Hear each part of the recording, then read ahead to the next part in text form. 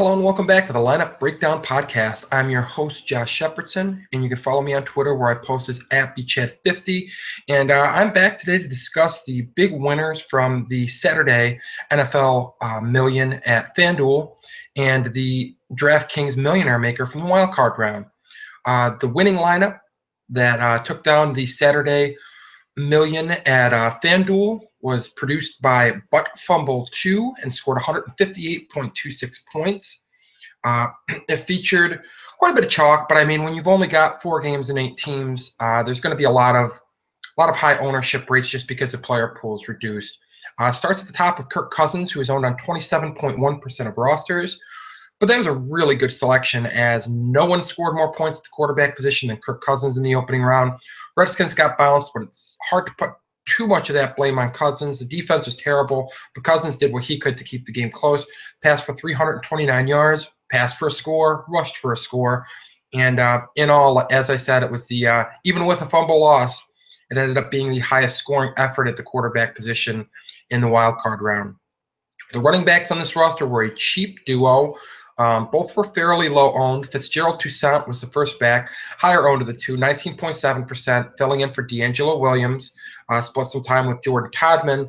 And while the 58 yards rushing on 17 carries were certainly nothing to write home about, really ugly yards per carry, 5.8 points there on the ground, plus 60 yards receiving on 4 receptions, ended up being 118 yards from scrimmage, which is double-digit points right there, and then you get 2 points for the 4 receptions. So all in all, for an injury replacement at sub $6,000, what he allowed you to do salary cap-wise was big. And 13.8 points, you'll take that all day from a guy that cheap, especially when there weren't a lot of big scores at the running back position in the wild card round. The other cheap back on this roster was James Starks, and while Eddie Lacy got most of the love going into the contest against the Redskins, Starks actually split the workload 50-50 with Lacy. Both carried the ball 12 times. Lacy ran for a bit more yardage, 63 yards and a touchdown, where Starks ran for 53 and a score. But Starks ended up outscoring Lacy by just a little bit as a result of catching 2 passes for 12 yards as well. And as an added bonus, Starks was actually $200 cheaper than Eddie Lacy and much lower owned in that FanDuel NFL Saturday Million contest. So really good pick there, really cheap, but also another double-digit score at the running back position. And when they're just, the pickings were really slim. I mean, the best running back on the board was Adrian Peterson, but he had the toughest matchup with the Seattle Seahawks. So there really wasn't a lot to love in the wild card round. But good job from Butt Fumble 2 here, picking up these backs and getting double digits home for each of them. And then really starting to round into form once you get to the other positions. Starting at wideout, where Doug Baldwin was rostered on 35% of the Saturday NFL Million contest rosters. He caught 5 passes for 42 yards, which isn't really a big showing until you realize that, hey, it's Doug Baldwin, which means he probably caught a touchdown pass since he's done that basically since the bye week. Week after week, he and Russell Wilson have been finding the end zone together. Caught the only touchdown of that game, and that was enough to get him to double-digit scoring. And in a week where there weren't a ton of big scores, that was a good effort. And he came in significantly cheaper salary-wise than Antonio Brown, the top option. So getting off to a good start by not using Brown. Obviously, we'll have to see if you haven't looked at the article yet and seen the winning roster, you'll have to find out if Brown was on this roster. But teaser, he wasn't. A.J. Green owned on 39.4% of rosters, another receiver who outscored Antonio Brown, in this case by just 0.2 points, but was $1,200 cheaper than the Steelers' number 1 wideout. Green turned in a 5.71 one line, which isn't spectacular, especially when you compare it to his previous work against the Steelers, but got in the end zone. Yardage total is pretty darn good, and the 5 receptions are nothing to sneeze at. And again, not a lot of big efforts at the receiver position. I mean, it all starts at the top with quarterbacks, and the quarterbacks didn't score this week, which means that trickles right down to the receivers. But Green was one of the better scorers, did end up delivering a solid line as one of the more expensive plays. Martavis Bryant was the 3rd receiver on this roster, and again, kudos for fading the chalk of Antonio Brown. In this case, Bryant ended up tallying 29 yards receiving on 5 receptions and a touchdown. Also rushed for 44 yards on a single carry. So As it turned out, you got a much cheaper receiver in Bryant at $6,900 as opposed to $9,500 Antonio Brown, and got similar production. So really good trio of receivers, all did what they needed to. But one of the big plays on this team, and really most teams, was Jordan Reed, and that was the tight end on Buffalo 2's roster. I'm actually surprised to see he was only rostered on 49.7% of teams. I mean, there wasn't an easier chalk play at any position than Jordan Reed. I think if you listen to any of the daily game experts, especially the guys here at Daily Fantasy Cafe, we were all pounding the drum for Jordan Reed. There was no way that any of us were telling you to fade him, even in GPPs, as a contrarian pick. He was the chalk. He was the obvious play, and to get him at under 50% was great, especially when you factor in what he actually did during the game. 9 receptions, 120 yards receiving, and a touchdown grab. Easily just a monster score when there were not many monster scores this week. So those 50% or so of gamers who used Jordan Reed did so wisely, and he delivered. Kicker, the Chiefs did some kicking, some butt kicking, and they absolutely stomped the Houston Texans and gave Cairo Santos some opportunities to score. He had 2 field goals that he made from under 50 yards and 1 from under 40. Also tacked on 3 successful PATs. So all in all, reached double-digit scoring, and that was plenty.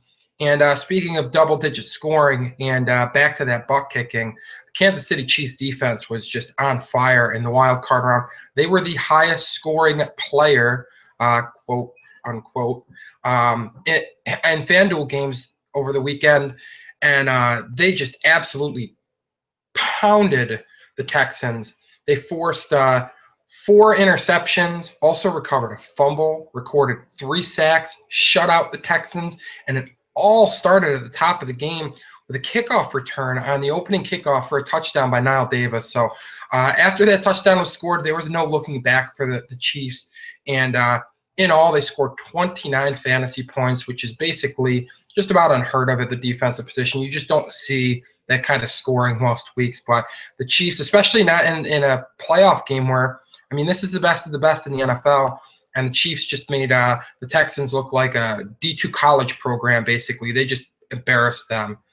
Moving on to the winning roster from the Millionaire Maker that was turned in by Uber Detroit 007. Looks like they had 2 rosters in the Millionaire Maker, and the one that won it scored just over 200 points, 200.36 points. Everyone on this roster scored in double digits. Also had 5 contributors that bested 20 points. It's a team effort, but there were a few standout players on this roster. Starts with Kirk Cousins again, high-scoring quarterback at FanDuel, also the highest-scoring quarterback at DraftKings.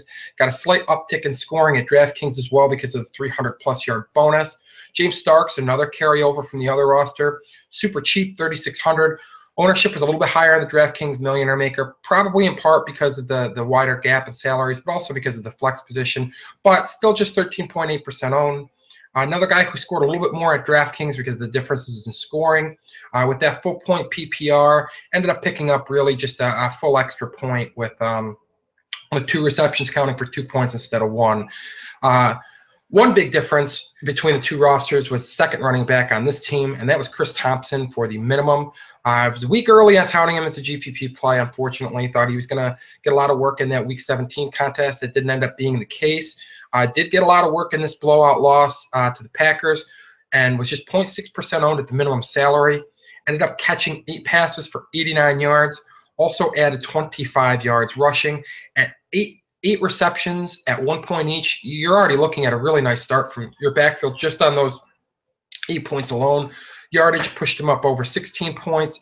Rushing yardage pushed him up close to 20, finished with 19.4 DraftKings fantasy points. So really big effort at a really low salary, the minimum salary, and just a really great contrarian pick. Receiver Antonio Brown, $9,600. Able to afford this type of play with that minimum salary play at running back. And on DraftKings, Brown was a significantly better play because of the full point per reception and the yardage bonus. While Brown wasn't the highest scorer in FanDuel games because of the differences in scoring, he was the highest scoring receiver in the wild card round with the yardage bonus and with the full point per reception. 7 grabs, 100-plus yard bonus, 119 yards receiving, 21.9 fantasy points. Really good showing at the wideout position. And as I said, because of savvy plays like $3,600 James Starks, $3,000 min salary Chris Thompson, Antonio Brown was able to be budgeted for on this roster. Teammate Martavis Bryant, as I noted in the FanDuel analysis, did a little bit of everything, picked up some yardage on the ground, picked it up through the air, picked up a full point for each of those 5 receptions. So the fact that he wasn't getting big chunks of yardage through the air like he typically does on his receptions, not as big of a deal here at DraftKings because you were still getting that full point for each one of these dump down catches that he had. AJ Green, another carryover from the other roster. He ended up besting 18 fantasy points here, was tied for the Bengals team lead in receptions, led the team in receiving yards, and caught one of the team's 2 touchdowns. So really good line for him, or at least really solid, really good relative to the wide receiver field in the wild card round. Maybe not most weeks, but this past week, it was a good line. Jordan Reed, another carryover, and again, 54% owned, so a little bit higher owned on DraftKings and FanDuel, but I can't believe this number wasn't up in the 60-70% range. I mean, Antonio Brown checked in with a 66.2% ownership rate in DraftKings Millionaire Maker, and you had certainly had more options at receiver. Also had track record of Brown just not doing a heck of a lot against the Bengals yet. Jordan Reed was the clear-cut top tight end, and he couldn't even crack 60% ownership. So still scratching my head a little bit at that one. But best of 30 fantasy points was actually the high score in DraftKings games this week, thanks to the yardage bonus, thanks to the full point PPR, and the touchdown obviously helped as well. This roster ended up doubling up. Uber Detroit 007 doubled up on tight ends, and it turned out to be a very good move, as Travis Kelce was one of the better receivers, that in this case tight end, but one of the better producers in the passing attack in the wild card round, as he caught 8 passes for 128 yards. Not a lot of big receiving efforts, so Kelce's actually stood out. I mean, God, Travis Kelce backers like myself all year have just been part of the table wondering when he would get more targets from Alex Smith. Apparently, they just needed to turn the calendar from the regular season to the postseason, and all of a sudden, Andy Reid, the light would go on for him, and he would design some plays, or maybe it was Alex Smith just finally took some chances to go into Travis Kelce. This has been long overdue. Very talented tight end, and finally and really delivered on that with the extra work. And 8 for 128, heck of a line. Didn't need to find the end zone to have value. Got the 100-yard bonus, got the full point for each of the 8 receptions. Really big line from Travis Kelce. And finally, no shocker, no one came close to putting up the defensive fantasy point total that the Kansas City Chiefs did. And so as you'd expect, the Millionaire Maker roster featured the top defense of the week and the second highest score in DraftKings games, and that was the Kansas City Chiefs defense. They were owned on just under a quarter of rosters in the Millionaire Maker, 24% ownership. And, I mean, they just flat out embarrassed Brian Hoyer, forcing the 4 interceptions, getting the 5th turnover, kickoff return for the touchdown, shutting them out. I mean, they did everything you could possibly hope for from a defense, and really big effort, real game-changing selection right there. And at 24% ownership rate, kind of lowish when you figure that there were only a handful of defenses that anybody was really leaning on in of the 8 defenses that played that week. So low ownership relative to the week that it is. So definitely a game changer for this roster. That's going to wrap things up. Check out dailyfantasycafe.com this week. We'll have some more articles, video podcasts like this one, and an active forum ready to help you win some money and hopefully find yourself analyzed in this podcast next week, as the divisional round is going to feature some nice GPPs, some cash games action, and we're here to help you win some dough while there's still some daily fantasy football action. So get on there and check out the content that we're putting up. Till next week, good luck.